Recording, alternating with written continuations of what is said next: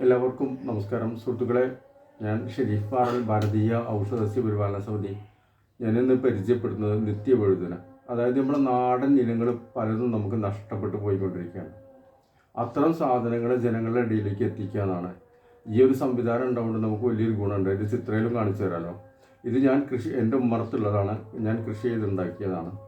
അപ്പോൾ ഇത് നമ്മുടെ ശരീരത്തിന് വേണ്ട പലതരം മൂലകങ്ങളാണ്. അത് പല സംഗതികളിലാണുള്ളത്. അപ്പോൾ അത് കഴിക്കുമ്പോഴാണ് നമുക്ക് അസുഖമില്ലാതെ ആവുന്നത് എന്ന് മനസ്സിലാക്കാനുള്ള ഒരു വിവരം നമുക്ക് ഇപ്പോഴും നമ്മൾ ആർജിച്ചിട്ടില്ല എന്ന് എനിക്ക് മനസ്സിലാവുന്നത്.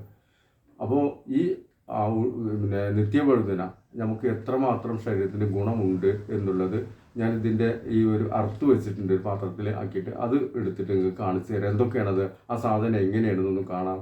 ഞാൻ ഉണ്ടാക്കിയ ഭാഗം ഒന്ന് കാണിച്ചു തരാം, അതെങ്ങനെ ഉണ്ടാവുന്നു എന്നുള്ളതൊന്ന് കാണിച്ചു തരാം. എന്നിട്ട് അതിൻ്റെ വിത്തുകൾ നമ്മൾ പരസ്പരം കൈമാറണം. ഓക്കെ സുഹൃത്തുക്കളെ, ഇതാണ് ഞാനിപ്പോൾ അറുത്ത് വെച്ചത്. ഇത് ചെറുതാണ്. ഇതിപ്പോൾ വീഡിയോ ചിലപ്പോൾ അടുത്ത് ചെയ്യുമ്പോൾ വലുതായിട്ട് തോന്നും. ചെറിയതാണ് ഈ സാധനം. അപ്പോൾ ഇത് ഫൈബർ ധാരാളം ഉള്ളതാണ് ഈ സംഗതി. നിത്യവും ഇത് ഉണ്ടാവും എന്നുള്ളതാണ്. അതിന് പ്രത്യേകിച്ച് കാലാവസ്ഥയൊന്നും ഇല്ല എന്നുള്ളതാണ്. അപ്പോൾ അങ്ങനത്തെയൊക്കെ സംഭവമാണ് നമ്മൾ ഇനി കൃഷി ചെയ്തുണ്ടാക്കേണ്ടത്. പിന്നെ കാലാവസ്ഥ ഇപ്പോൾ മാറിക്കൊണ്ടിരിക്കുകയാണല്ലോ. ഈ ശോധനക്കുറവിൽ നല്ല ഒരു റിസൾട്ടാണ് ഇതുള്ളത്. പിന്നെ ചീത്ത കൊളസ്ട്രോളിനെ ഒഴിവാക്കി നല്ല കൊളസ്ട്രോൾ കൂട്ടാൻ ഇത് വളരെ നല്ലതാണ്.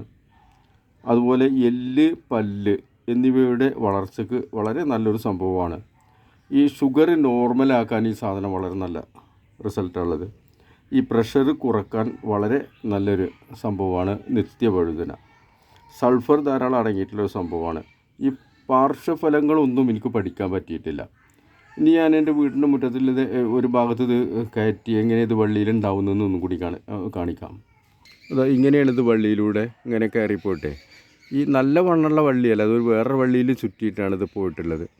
മൂപ്പ എത്തിക്കഴിഞ്ഞാൽ ഇതിൻ്റെ വിത്ത് താഴത്തേക്ക് വീട് അങ്ങനെ മുളച്ചുണ്ടാവും. അപ്പോൾ നമ്മളൊന്നും ചെയ്യേണ്ട ആവശ്യമൊന്നുമില്ല ഇതിനൊക്കെ. എപ്പോഴെങ്കിലും ഒരു ലേശ വെള്ളം ചെയ്ത് കൊടുക്കുകയേ വേണ്ടുള്ളൂ.